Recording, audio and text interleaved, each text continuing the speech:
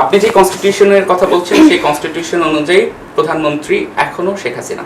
আপনি ইন্টারিম বা মোহাম্মদ ইউনূসের অনেক বড় ভক্ত, সেটা যে কারণে আপনার এটা হজম করতে আমি একটু তো কষ্ট ভক্তই ভাই। হচ্ছে। Not really, yes it is. Not really. কারণ আপনি এইভাবে উত্থান ঘটাইতে পারবেন এই ধরনের কোনো কথা সব মানে কনস্টিটিউশনে লেখা নাই, লেখা নেই।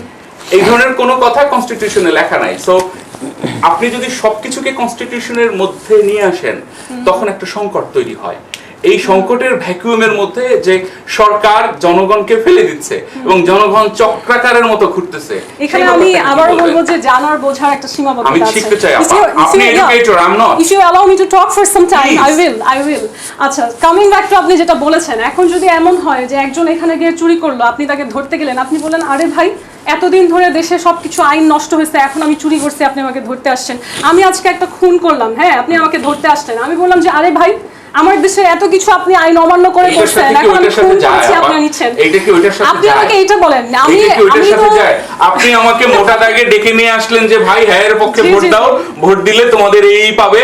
এই যে ডেকে নিয়ে আসছে, যে জাতির সাথে গাদ্দারি ডেকে নিয়ে আসছে সেই করছে। ছোট্ট করে আপনার শব্দটা আপনি বললেন তো, না এটা আপনার শব্দ, আপনি জানতে চাচ্ছেন গাদ্দারি কে করেছে, তো লজিক্যালি আপনিও বললেন যে ডেকে এনেছে। আমি বলছি না, আমি বলছি না, আমি তো বিএনপির প্রধানমন্ত্রী মহোদয় থেকে শুরু করে আমি সবাইকে দেখছি। তাহলে বলতে হবে যে তাকেও আসলে ইন্টারিম সরকার প্ররোচিত করেছে ভুলভাল বলার জন্য। আমি একটু মেঘনাল আপনার কাছে, আপনার কথায় আমাদের মাননীয় প্রধানমন্ত্রী প্ররোচিত হতে পারে।